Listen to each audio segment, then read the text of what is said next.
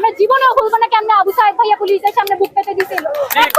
এখনো বলি, এখনো মানুষকে পানি দিলে বলি এটা মুগ্ধ ভাইয়ার পানি, এটা আমার পানি না, এটা মুগ্ধ ভাইয়ার পানি পাঠাইছে। দিন শেষে আমরা দেশ চালাই, দিন শেষে জনগণ দেশ চালায়, এটা কারোর দেশ না, এটা গণতান্ত্রিক দেশ, এটা গণতান্ত্রিক দেশ। Bangladesh is a Democratic country, এখানে অটোক্রেসির কোনো জায়গা নাই। আমরা অটোক্রেসি সহ্যও করবো না। আমরা ইতিহাসে যতবার লাগছে বাঙালিরা রুখে দাঁড়াইছে, বাঙালিরা হাজারবার লাগলেও রুখে দাঁড়াবে। স্বাধীনতা তো রক্ষা করবো, সার্বভৌমত্ব রক্ষা করেই ছাড়বো আমরা।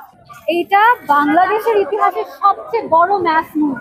এখানকার যারা এরা প্রত্যেকজন শহীদ, এরা প্রত্যেকজন মুক্তিযোদ্ধা। একটা মুক্তিযোদ্ধা যেরকম সম্মান ও মর্যাদার উপযোগী, তারাও সবাই, এবং আমাদের ভাইদেরকে, আমাদের বোনদেরকে, ফায়াজ ভাইয়া, ফারহান ভাইয়া, তারপর মুগ্ধ ভাইয়া, আবু সায়েদ ভাইয়া, অবশ্যই সবার নাম হয়তো মনে নেই, কিন্তু কারোর জন্য সম্মান কম না। সবাইকে, এই জেনারেশন, এই প্রজন্মটা যেটা বাংলাদেশের ফিউচার গড়বে, এই প্রজন্মটা চিরকালের জন্য এদেরকে মনে রাখবে। প্রথম কথা হচ্ছে গিয়ে আমরা শান্তিপূর্ণ মিছিল করছি। আমরা আমাদের যেটা এক দফা বলেন বা 9 দফা বলেন, আমরা যেটা আমাদের দাবি সেটা নিয়ে আজকে আমাদের আশা, এবং ইনশাল্লাহ আমরা একটা ভালো বাংলাদেশ, আমাদের স্বাধীন বাংলাদেশ গড়তে চাই। এটাই হচ্ছে একটা কথা। শুনেন, আমরা কেউ কারোর না, সবাই আমরা একটাই চাই, শান্তিপূর্ণ দেশ। সেটা সরকার হোক বা আমরা স্টুডেন্ট হোক বা নর্মাল মানুষ হোক, সবাই আমরা শান্তিপূর্ণ দেশ চাই। এটাই হচ্ছে গিয়ে আমাদের 1 নম্বর মেসেজ।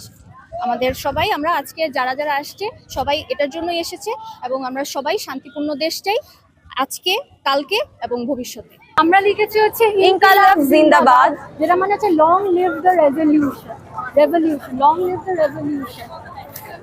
মানে হচ্ছে যতদিন বাঙালিরা আছে ওরা এই ইনকালাবের জন্যই লড়াই করতে থাকে। আমরা কোনোভাবে করে হাল ছাড়বো না, আমরা হাল ছাড়বো না।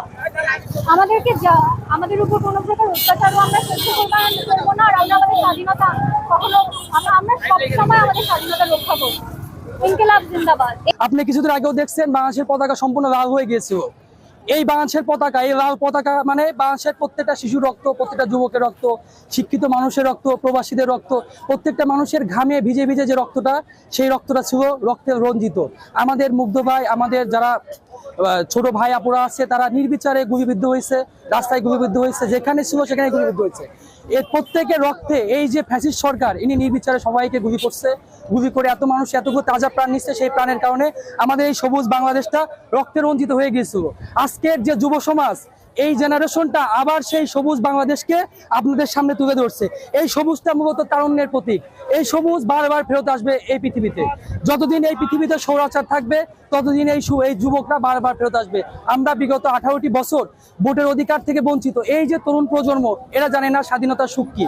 আপনি আজকে দেখেন 1972 সালের 16 ডিসেম্বর আমাদের সংবিধান কার্যকর হয়। সংবিধানের যে 16টা মৌলিক অধিকার ছিল, একটা অধিকারও আমরা পরিপূর্ণভাবে বাস্তবায়ন করতে পারিনি। আমরা শেখ হাসিনাকে স্বৈরাচারী একজন নেত্রী, স্বৈরাচারী একজন মানুষ বলতে পারিনি। কিন্তু এই যে আমাদের যে আন্দোলন, এই যে স্টুডেন্ট মুভমেন্ট, এটাই আমাদের শিখিয়েছে কিভাবে একজন স্বৈরাচারীর বিরুদ্ধে কথা বলতে হয়, কিভাবে রক্তকে সবুজে আবার পরিণত করতে চায়। আমরা তারুণ্য, আমরা এমন একটি বাংলাদেশ চাই যে বাংলাদেশটা হবে সম্পূর্ণ বৈষম্যবিহীন, যে বাংলাদেশটা হবে অসাম্প্রদায়িক, যে বাংলাদেশটা হবে ভারতীয় এজেন্ট বহির্ভূত একটা দেশ, যে বাংলাদেশ হবে উন্নত এবং সমৃদ্ধ বাংলাদেশ। এ বাংলাদেশে কোনো দুর্নীতিবাজ, এ বাংলাদেশে কোনো এদের কোনো দুর্নীতিবাজ, তারপর হচ্ছে সুদখোর, ঘুষখোর, তারপর হচ্ছে আপনার যৌন নির্যাতনকারী, এদের এই বাংলাদেশে কোনো স্থান নেই। আমরা তারুণ্যরা বারবার এই বাংলাদেশে ফেরত আসবো। আমাদের দিয়েই এই নতুন বাংলাদেশ গঠিত হবে।